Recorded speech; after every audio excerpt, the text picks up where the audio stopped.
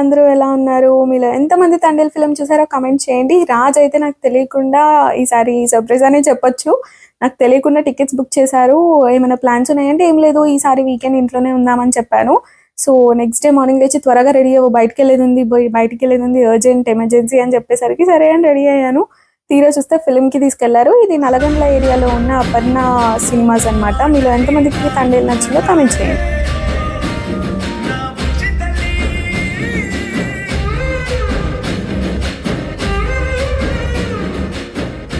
వాళ్ళంతా గట్టిగా ఉంది కదమ్మా బుజ్జి తల్లి.